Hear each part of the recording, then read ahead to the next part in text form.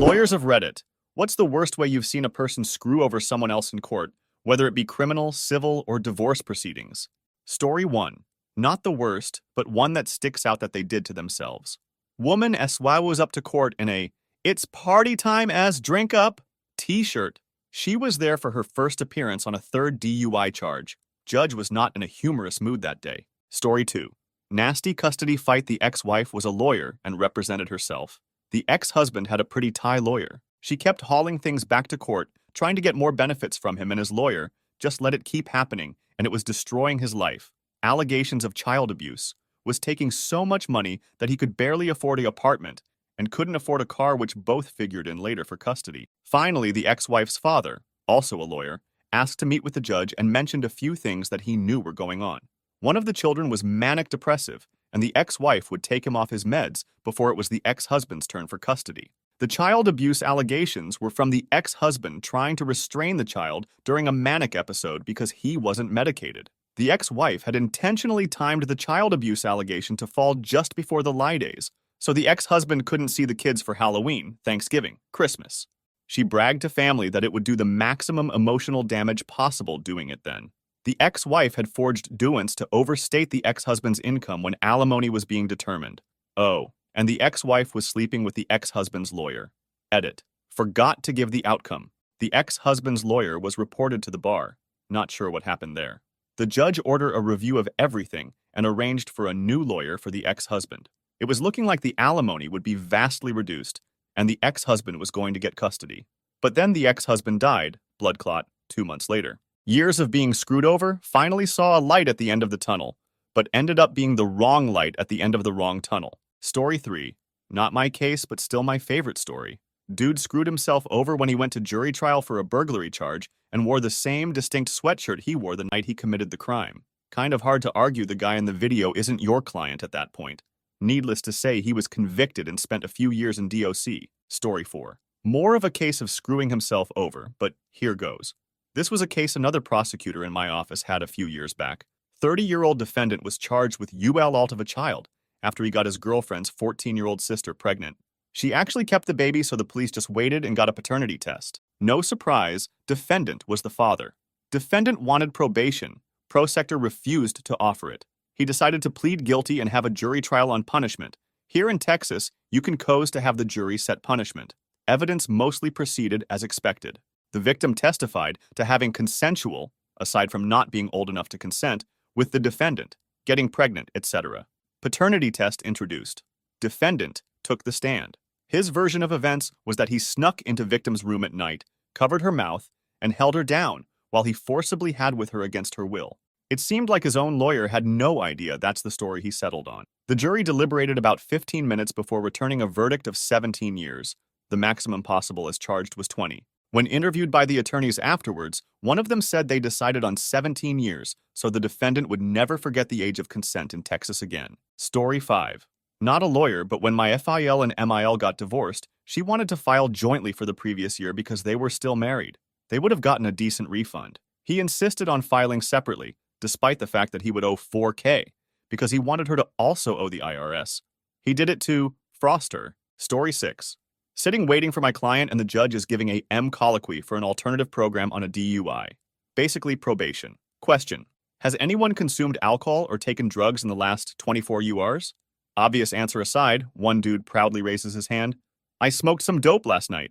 He did not get probation. Story 7. One time, I saw an indigent defendant W was in custody tell the judge his public defender wasn't working hard enough, and he wanted the judge to appoint different counsel.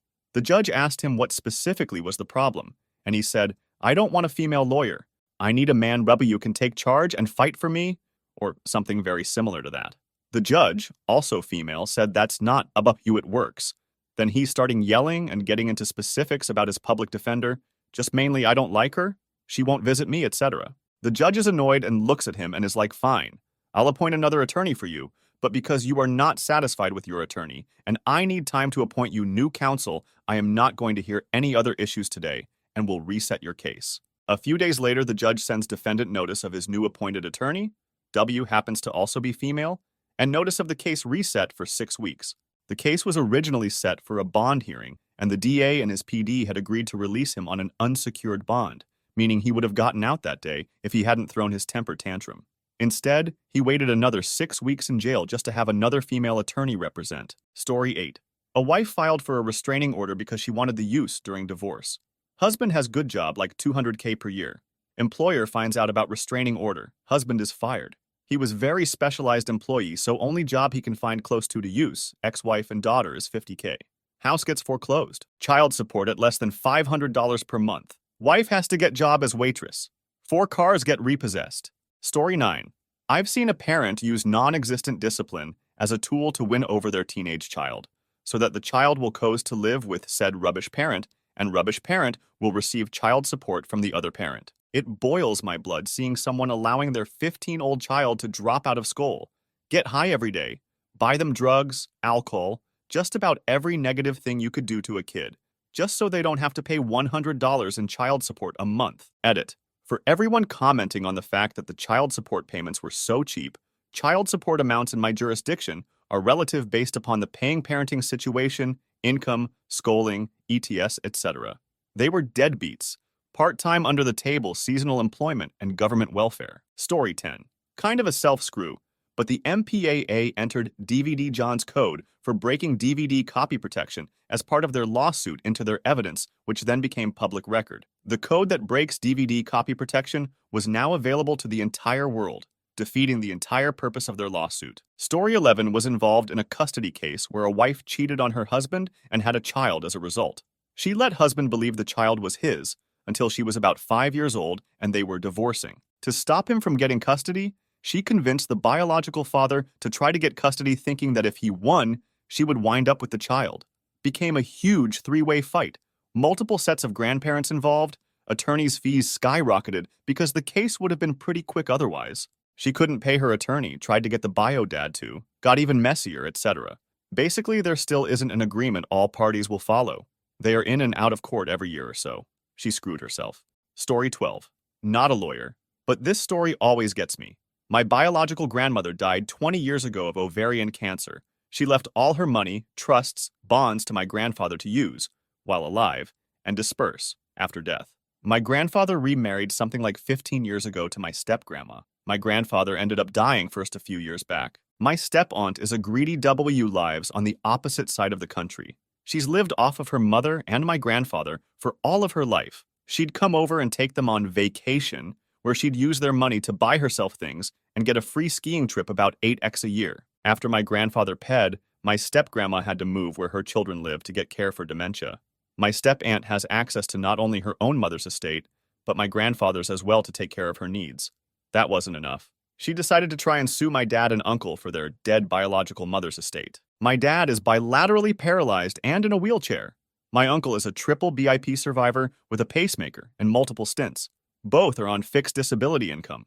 The court date came, and I literally wheeled my dad in while my uncle walked with a cane. My step-aunt is entirely able-bodied and rolling in the millions my step-grandma and grandfather worked their WLE lives to earn.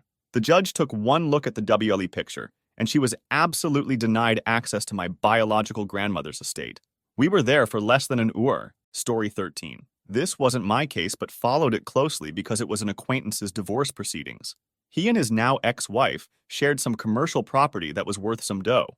They were both on the paperwork access to the same info. Well, some hit the fan, and the property was in arrears, and I think some lion was filed. The husband would try to talk to his then-wife about the WLE thing, and she would blow him off. Not only would she ignore him and the finances, she started cheating on him. Fast forward to divorce. It's contentious, and they get down to fighting for the primary residence WSE market value, unembered, is much less than the commercial building. She demanded the use, and the husband effectively offered to give her the commercial building if he could keep the residence. She never paid attention to bad off the commercial building was, and for some strange reason her lawyer didn't do any due diligence, so they took the deal. I don't know if the AT allocation included any saving conditions or caveats for the ex-wife, but I did like to see that her own disinterest may have led to bargaining for an underwater property instead of a paid-off use. Story 14. I have been in dispute with British Gas for around 10 years.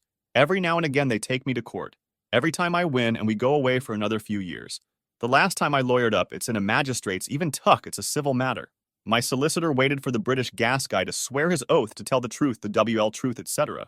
Then asked him what he knew of the previous court cases. When the guy said he didn't know anything about them, my solicitor ripped into him saying he'd just claimed to tell the WL truth so clearly, nothing he says can be trusted. It went on for a few minutes. It was kind of brutal. The magistrates agreed and we walked away with £600 in costs. It was a joy to watch this bloke W was all. We're coming to make entry to your use, and the police will help. Before we went in, be told to sit down and not say anything else unless he was asked a question. To fend off some of the questions, it's to do with a disconnected meter at my use, for electric to a closed SP. I have written to the CEO, I've had my MP involved and been to court 4 times. British Gas don't change, don't listen, so I've given up. I'll just go to court every now and again and claim my £600. Edit. I just remembered they had to transfer the money electronically as we were going to send the bailiffs in, as they took 27 days to pay. TBH, I was a little disappointed when they paid up. Story 15. I am being SP on details here due to confidentiality, but I had a client W was accused of a very nasty Yule offense. He had an alibi. He was at work, where he was the boss. He had an employee W could absolutely vouch for his being there. I talked to the employee confirmed this. It gets closer to the trial, and around the time when I need to send in an alibi notice, which is advance notice to the Crown, so that they can investigate the alibi and determine whether or not it's true. But I am being careful, so I call the employee up again. Turns out my client fired him in the interim, and so the employee quite candidly tells me, oh yeah, he was definitely at work. But that's not what I'll say in court. Fuck that guy, he is going down. I did not call him as a witness or file the alibi notice. Still won the trial, but if I hadn't to call the guy, or if he'd been less candid, my client would have been ed hard. Sex offender registry, jail time, the works. Completely innocent. Story 16, Ianal. But there was a case going on in my town between a father and son that was hilarious. The dad is a big-time personal injury attorney around here. W started his own firm under his name, George Sink, and his son ended up joining the family business. Well, they had a falling out, so the son goes off to start his own firm. He has his dad's name. So the dad is suing the son for using the name he gave him to start his own law firm. Story 17. Too many criminal client situations to count of them screwing themselves over. One of the very few family law cases I handled as a young addie sticks out to me tough. Young woman and young man have child. Young woman seeks divorce from young man because he enjoys the thug life. He had recently been arrested and charged for possession W/int to distribute meth, felony, and in possession of a firearm, unlawful carry. Young man doesn't like her leaving him. He hires a local big-name top divorce addie, granted, very rural area, gets temp divorce order entered saying she cannot have overnight guests of the opposite, common in rural conservative areas. Think it's mostly a thing of the past in more urban places. Young woman starts seeing someone new. Young man is very upset about this. Has his fancy lawyer ask for a hearing accusing her of violating court order and seeking full custody, on top of addie fees. Young woman, on advice from a mutual friend, hires me for this hearing. I sit down with opposing counsel, and she basically tries to strong-arm me with her experience and lays out egregious terms. Mother must not only give up primary custody, but must have visitation with a supervisor, and pay child support and addie fees. She knows I'm a new baby addie in town, fairly certain I had been licensed for less than a year. I balk, and she says she'll see us in court. I go into hearing with a copy of his probation arrangement on his POS W/intent to sell an unlawful carry. He hasn't told his addie about this, and she's unaware. She calls him up, establishes W, my client had her new over on Z nights. Judge is very conservative, not pleased. Then opposing counsel P as the witness. I ask him if he has a job. No. What do you do for money? Things here and there. Oh? Miss opposing counsel is awfully expensive. Do you sell meth? What? Have you ever sold drugs to make ends meet? No. Introduce a copy of his guilty plea and straight probation sentencing. Judge is now staring daggers at him. I lean over to my client sitting next to me and whisper, if you took a drug test today, bee nest, would you be completely clean? Yes. I ask the young man.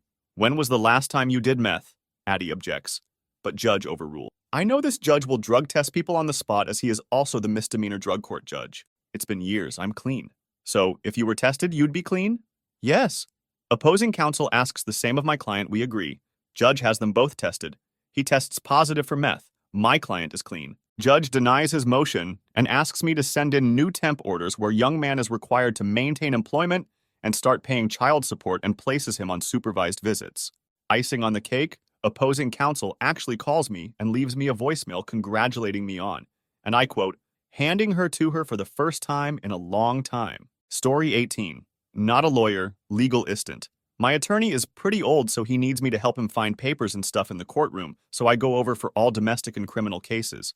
We had a custody case where the mom was already screwed because she was literally picked up by a bounty hunter while the dad was there getting their daughter for visitation. Anyway, dad's new wife gets on stand and testifies that the mom, the defendant, threatened to blow their use up. Mom gets on stands and says, I didn't threaten to blow your use up. I threatened to blow you up. Judge was like, edit. Off emoji police, first of all. Second of all, I remembered another one. Had a criminal client WC-cat his wife out. Told the investigator, I knew what I was doing. I know W to CKE someone out wid at killing him. Never change, Alabama. Story 19. Not someone else but himself. The guy and his lawyer missed court appearances, sometimes one of them, sometimes both, with little or no warning and with suspect excuses. It started getting ridiculous and we kept pointing out less in his story. Like he said he left for another country knowing about the appearance. But his lawyer stood in court and said he told him beforehand. Or all of a sudden, he was in a former Soviet bloc country for fertility treatments and it would ruin everything if he came back now. Or when he was visiting dying relatives on another continent.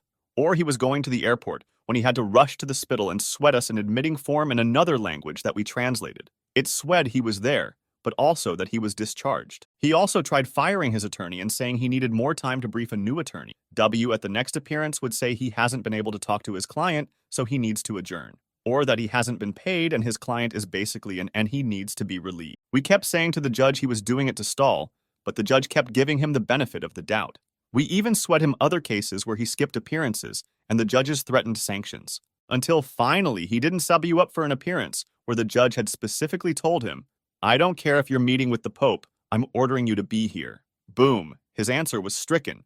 Default judgment in full was granted to our side. Neither he nor his lawyer sweat up for the hearing where the judge determined exactly much of a judgment we should get, and then had the nerve to file a motion that the judgment was unfair because he didn't get a chance to dispute anything.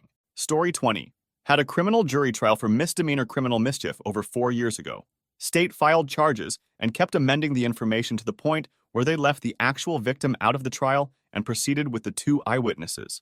Well, one of the witnesses was my client's ex and the other witness was the ex's new GF. They claimed my client vandalized the actual victim's car. Client denied everything.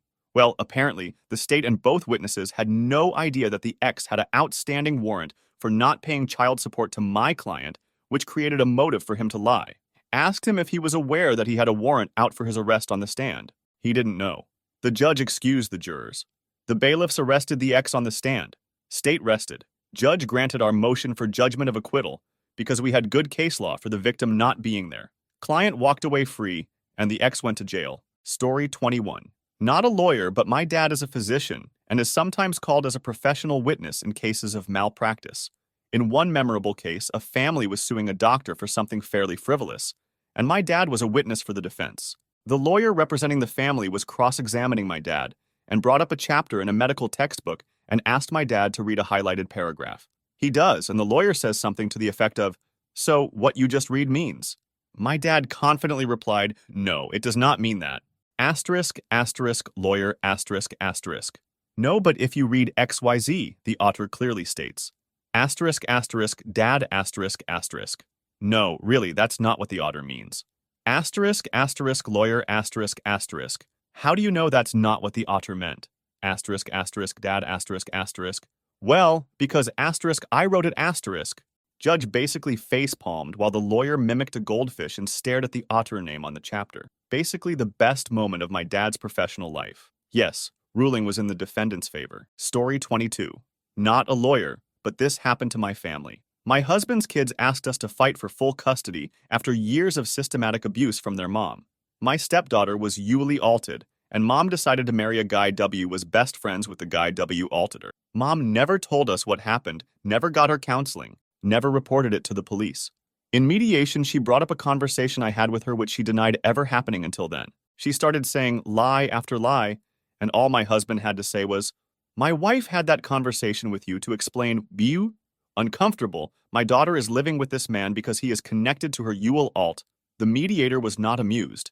She said, "You have someone living in your use. W is connected to your daughter's all. Your relationship with your children is broken." She spent the rest of the session sobbing and signed away custody because this was just the tip of the iceberg that we had on her, and she knew it. Hearing her sobbing made me so happy after all she put these kids through. I had to walk my stepdaughter into the police station to report her UL alt. I usually don't want people to suffer, but after warning her this guy was coming between her and her kids, and then her lying about the context of that conversation, I'll make an exception.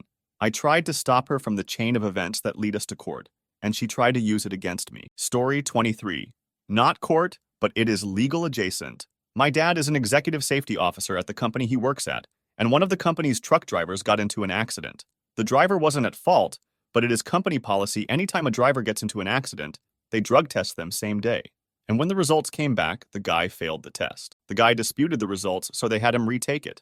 When he finishes up in the testing facility's bathroom, the sample he gives them isn't warm at all, clearly hadn't just come out of person. And in the bathroom, which they meticulously clean between each test, they find a strip of tape and a little vial and cap thing that would have went onto a small vial kind of container. So my dad has to be on a conference call with the driver and his manager and some other relevant parties, and the guy maintains his innocence.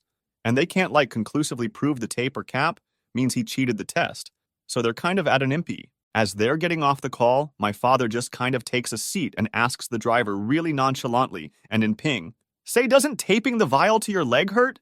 W do you get it off?" And the in guy replies, "We toot, missing a beat. Oh no, it was just painter's tape. Comes off easy, didn't hurt at all." There was 5 seconds of dead air after that, before the guy scrambled and tried to put the toothpaste back in the tube. The company was able to fire him without any trouble.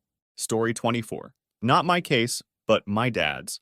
He was the equivalent of a public defender decades ago. There was this guy that would get caught for being drunk in public lewdness, etc. every weekend. He seemed to draw the same judges and was pretty well known to everyone in the Curtis as an absolute lost cause. One of the regular judges had him appear in his court again. The judge is ready to give him a prison sentence because he was driving a car this time. But the guy starts crying that he finally got a job out of town and was trying to turn his life around. Judge tells him as long as he never makes a mistake, in my town again, he would just drop the charges. Well, sure as the guy sow was up the following Monday. Same judge, driving drunk, again. My dad now has his case. The judge tells him he gave him his final chance, to which the guy sobs and replies, "I was leaving town, Your Honor. But my friends decided to throw me a going-away party." The judge was not amused. My dad had to do everything he could to not laugh. TLDR. Perpetual drunk that drove drunk gets a chance to leave town and not face charges, gets drunk at a going-away party and his nor drives goes to jail. Faced the same judge both times. Faced. Story 25. Well, not my story, but a prior boss's story. They had a drunk driver kills a car worth of people case at the time when they were a general practitioner. My boss was representing the family that got hit, one where the 2 kids and the wife had died, but the father had not, and wanted the college guy's drunk driving skin to be mounted on a wall. This was back before Facebook was commonly used in court proceedings, and before tons of people realized that is too great for any attorney worth their weight in salt to pee up. So the kid, drunk driving college kid, had managed to get the judge's sympathy during the first part of the hearing by saying he was sorry, haunted, never going to drink again, this was going to ruin his life, etc. The judge seemed to really be eating it up. Then comes my boss and immediately burns this kid's remorse to the ground by swinging numerous Facebook statuses and PTOs of them binge drinking, partying, and even joking about driving drunk from the date of the accident up until a night ago. The kid looked like he was being forced to swallow tea coals, and the judge was absolutely livid. Needless to say, the kid had to do way more than just apologize and be remorseful after that. Story 26. I was a very new lawyer with no bankruptcy experience.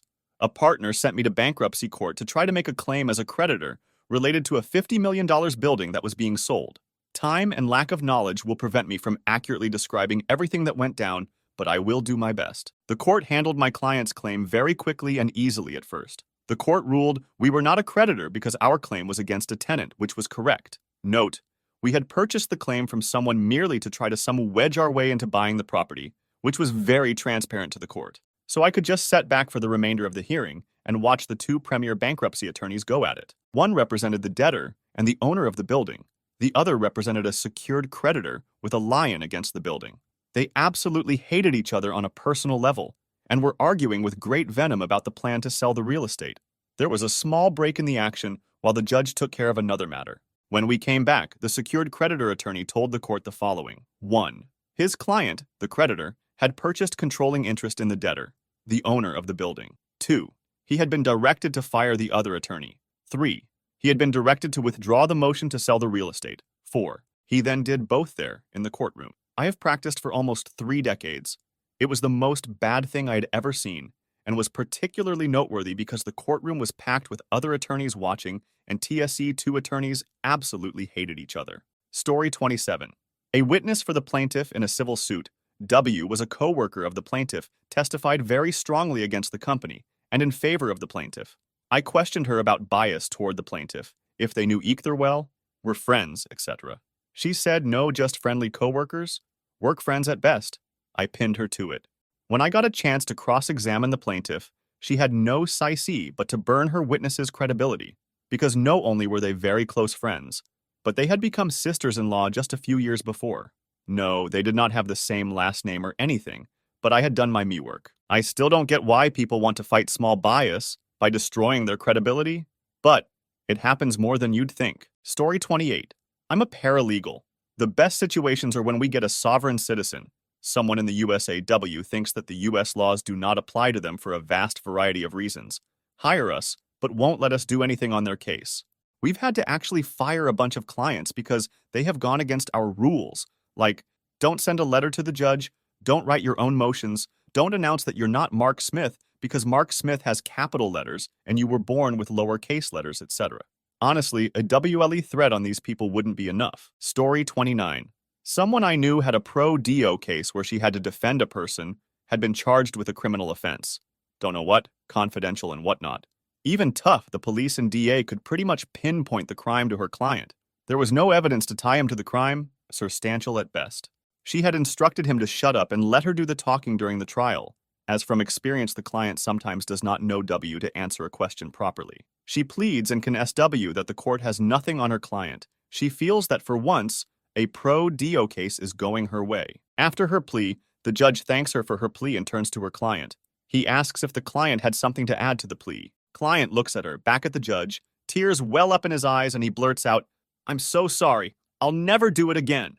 She threw her notes and everything else she had in her hands at the client, now convict apparently. She basically got screwed by her own client. W screwed himself even worse. Edit. Pro-DO is the old term in our jurisdiction, same connotation as pro bono. Story 30. Lady brought a frivolous case to get out of a contract she signed. She lost, then sued the attorney and the witnesses for conspiring against her. They got her case dismissed and an award of attorney's fees which she refused to pay. Lawyer recorded it as a lion on her use and scheduled a foreclosure sale, which caused her mortgage lender to declare a default and accelerate entire mortgage balance. Lawyer made a side deal with lender to pay them all proceeds of the sale, and then sold her use on Curtis steps to highest bidder, and then arranged for sheriff to forcibly eject her onto the street with her. She's mealess now. Certi story, ignore your contracts and don't sue your lawyer when you don't. Story 31.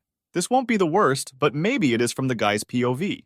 I am in court for one of the first times after ping the bar exam and handling a routine child support case.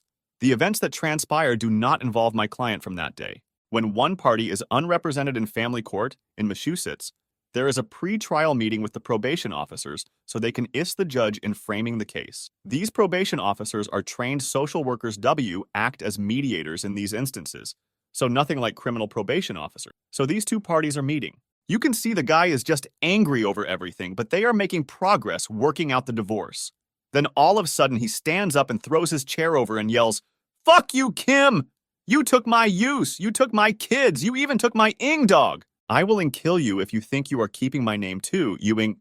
Within seconds, he is restrained by court guards and ed to a private room. He ended up being arrested for threatening to kill her, all because she wanted to keep his last name instead of going back to her maiden name to make it easier on the kids. Edit. For TSE wondering, the judge ended up moving forward that day with their case, and she got everything she wanted. Him being arrested for disorderly conduct during the pre-trial meeting was held to be his fault for missing the pre-trial conference, which means in M, the judge can dissolve the marriage that day if one party is present and the other is not. Story 32 NAL, but a friend kept meticulous records of W, much time his estranged wife spent with their daughter. He used pink highlighter for mom and blue highlighter for himself. Mom sailed into arbitration, demanding full custody and handsome child support and the use. Dad pulled out 3 years' worth of year-long calendars. Mom had spent less than a full month with the child in 3 years. Mom was not happy with the outcome. Story 33. I'm currently representing a sweet old lady on a case. I'll be seeping the details in case anyone figures out who I am. Long story SRT, this lady's neighbor convinces her that her use is basically unsellable, that her use requires all sorts of repairs. The repairs to the use would bankrupt her, and that she should just sell the use. To him. He sours up at her use the next day with doents to sign. She has no idea what's going on, doesn't read anything, actually has an eye condition, and signs everything. When she finally sees a lawyer to close the deal, he says, WTF, you can't do this. You see, the price of the transaction was about 36% of what the use is actually worth, and there weren't any repairs that needed to be done that would justify the price. Not kidding. It was stuff like fixing a faucet in the bathroom. Also, she didn't understand that she would have nowhere to live afterwards. Old lady thought she could just stay in the use until she died. To make matters worse, she's living off a modest pension and the other side is suing for the use. They're essentially trying to get her to cave because her legal fees are getting exorbitant. I hate people. Edit. To answer a few questions. 1. We do have a lot in our favor, but there are a lot of steps to get to trial. By the time we get there, she's going to have to spend a lot of money. Money she doesn't have. 2. She has an eye condition, uveitis, but it isn't bad enough to qualify as a defense, non est factum. At the time she was driving. 3. She's a terrible witness. Her evidence is all over the place. When she was examined, deposed for you Americans, she denies being taken advantage of. Not great for our position. 4. In Ontario, where I practice, contracts for the purchase of real estate don't have to be notarized.